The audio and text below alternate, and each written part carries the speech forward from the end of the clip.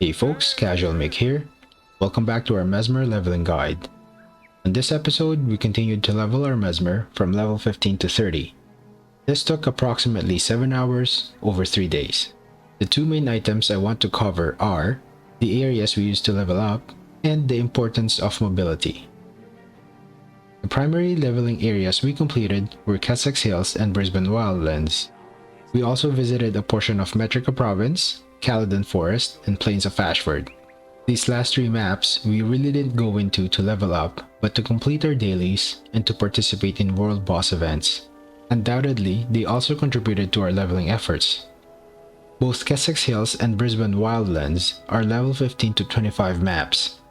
We completed Kessex first, and it took significantly longer, 4.5 hours, to fully explore the map, compared to Brisbane, which only took 2.5, and for the same amount of levels, 7 to 8 levels each. I'm questioning if maybe we should have completed one other starter area first, or the cities, before jumping into Kessex. Well, at least this is my suggestion for you now. Overall, I think what I learned from this is not to go to areas 4 to 5 levels above yours. The reason I say this is that it takes too long to kill mobs and to achieve your objectives in those areas. Also, it is more likely for you to die, respawn, and run back, which ultimately adds unproductive game time. It is much better to complete hearts and events that are within 2 levels of your own in order to be able to comfortably complete them in a more reasonable time frame. Since we are playing on a free-to-play account, we do not have the luxury of mounts, which provide a lot of mobility. I remember the time before mounts. I used to spec very heavily on mobility, and now I'm on the same boat again and I find myself doing the same thing. I can't express how important mobility is, at least for me, in Guild Wars 2. It helps cover great distances faster, which allow for faster exploring and faster leveling. Mesmers by no means are the fastest, but we have some access to skills that provide mobility.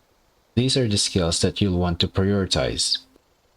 Blink and Mimic from the Manipulation line, and Portal from the Glamour line. Blink covers 12,000 units of distance instantaneously. The best and most amazing thing about Blink is that it can teleport us up ledges where we would normally have to run around to get to. Mimic allows us to almost instantaneously reuse another utility skills after its first use. We will mostly use this to double up our Blink.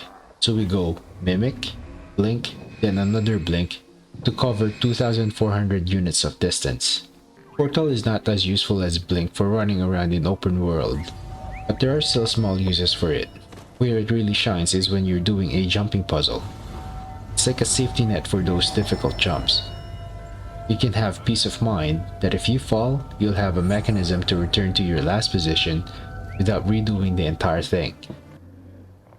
Traits also help with mobility. You can start investing hero points into traits at level 21.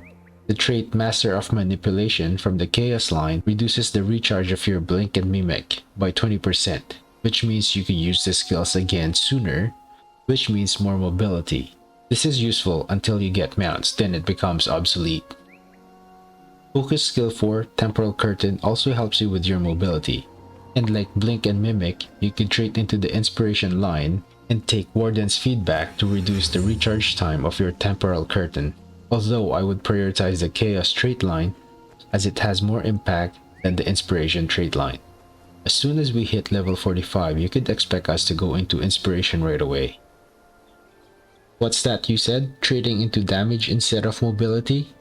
Sure, I guess it all comes down to preference and how you like to play the game. I trade into mobility because I would argue that we spend more time running around than actually fighting.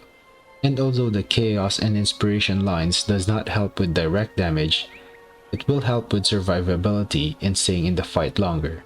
Again, this is just my personal preference. I think you should follow your heart's desire. You would have a lot of opportunity to try things out with multiple different characters anyway. One last thing I want to mention before we conclude this episode. Dailies. Make sure you do your dailies. You can find this by pressing H, go to Achievement, and then Daily again.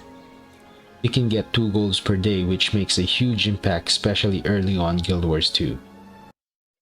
I'll leave you with this clip of an unsuspecting female character. You tell me in the comments below what infusion she has on.